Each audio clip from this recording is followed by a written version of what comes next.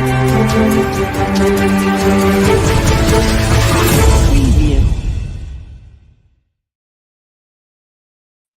and welcome. My name is Zaffar Iqbal and you are watching the Mojo Story. In an interview to the Financial Times, Prime Minister Modi has addressed allegations concerning an alleged Indian plot to assassinate Khalistani terrorist Gurpatwant Singh Pannun on the US soil. Now, responding to claims made by the US, Prime Minister has stated that he would look into any evidence provided and emphasized that a few incidents would not adversely impact US-India relations in an interview that was given to the Financial Times. Now, Financial Times had actually reported that US has raised concerns with India about the involvement of an Indian official and with the help of Nikhil Gupta, who's another individual, to assassinate Gurpatwant Singh Pannun in US in New York.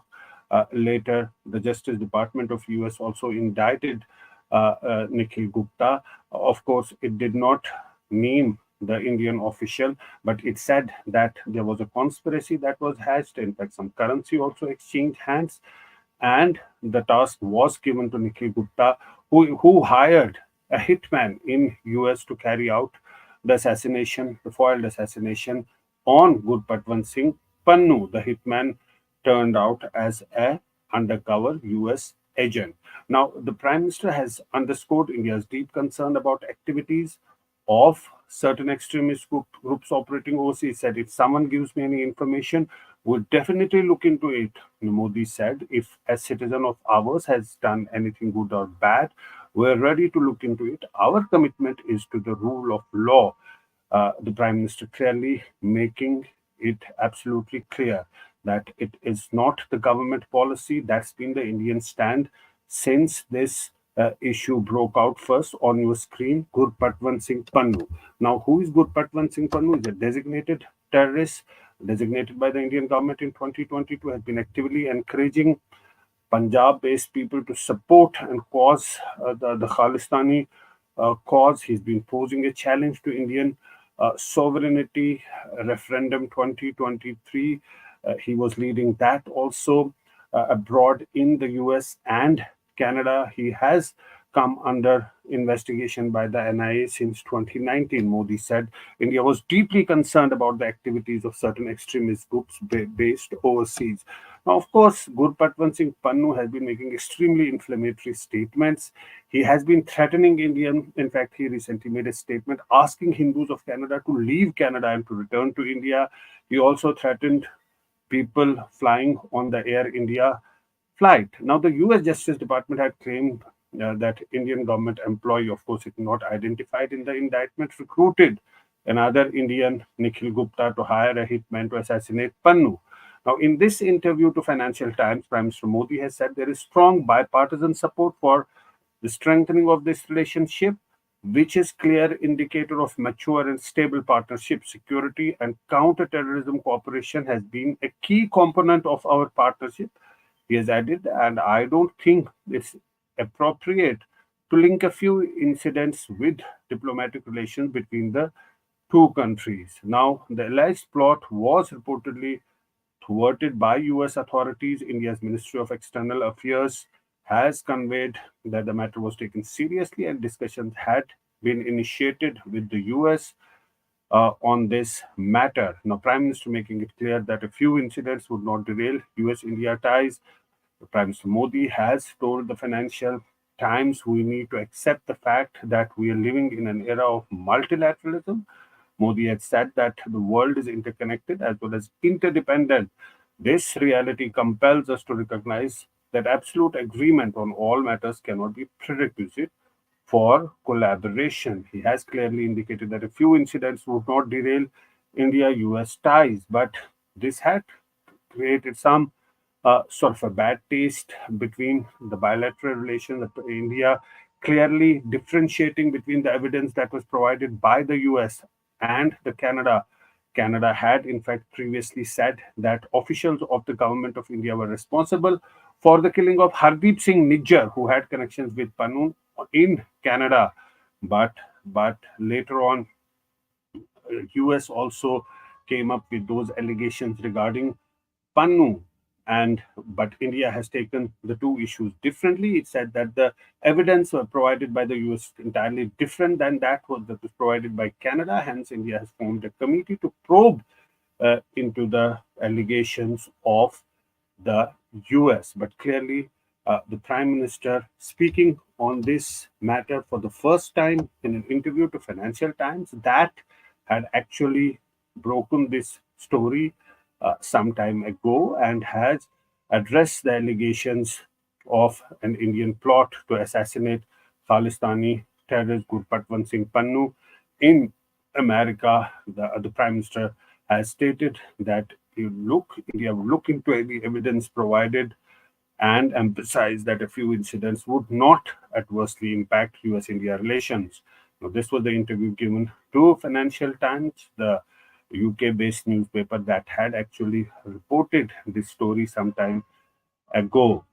That's been the India stand always, that is it is not the government policy and it's going to look into this matter. Now, the issue pertains to the alleged plot to assassinate Gurpatwant Singh Pannu in America.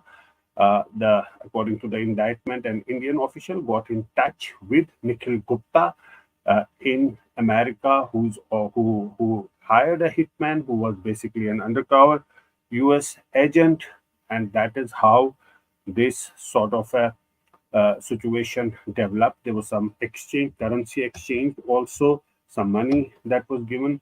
Now, last month, US federal prosecutors charged Nikhil Gupta with working with Indian government employee in the foiled bid to kill Gurpatwant Singh Pannu. Now, Nikhil Gupta, who is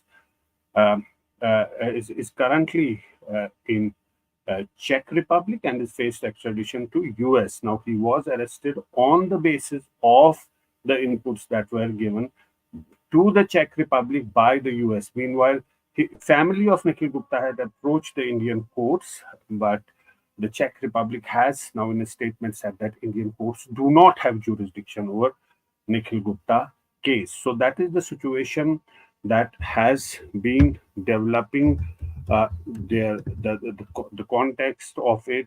Gurpatwant Singh Pannu, who has been making extremely inflammatory statements, threatening the Indian sovereignty, in fact, taking out rallies in Canada and America with extremely threatening gestures, glorifying the killers of the former Prime Minister of India, Indira Gandhi, and threatening more attacks. In fact, on the anniversary of the Parliament attack, he had threatened to carry out a similar attack on the Indian Parliament. So clearly, he is a designated terrorist. The NIA has come into action. They have seized his properties in Punjab, and India has designated him as a terrorist. But nevertheless, India says that it's never its policy to hire people to kill others in other countries, and that's precisely what the government has done. It's saying that it was looking into the matter very seriously. A probe has been initiated, a committee has been formed, and there's an entirely different equation to it compared to Canada, where Canada had in fact alleged that agents of the government of India were responsible for the murder of Hardeep Singh Nijjar. Now, Nijjar and Pannu had some sort of a connection, and according to the indictment, which also said that photographs were sent to the hitman when Nijjar was killed. So those are all part of that investigation. All those materials have been shared by the government of India, and on the basis of that, a committee has been formed to look into the matter. But for now, the news is that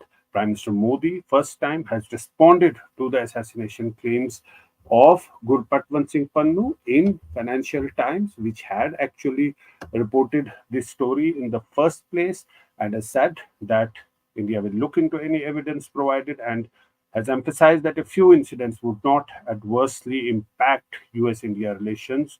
That's the interview that he has given to Financial Times. Of course, that's an important development. We'll have to wait and watch when the investigations will be over and when that report will come up. But for now, that's the story, that the Prime Minister has responded to those allegations in an interview to Financial Times. We'll keep a track of this story, any further developments on that. But for now, thanks so much for joining us and for watching the Mojo Story.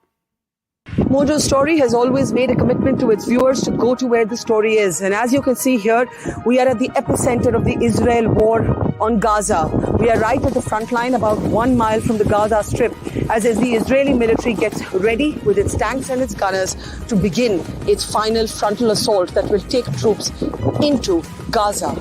As we said, we are not like other organizations. We believe in giving you all sides of the story objectively and as much as possible from the ground. And that's exactly what we're doing here, covering the biggest global story today from the epicenter of the war zone.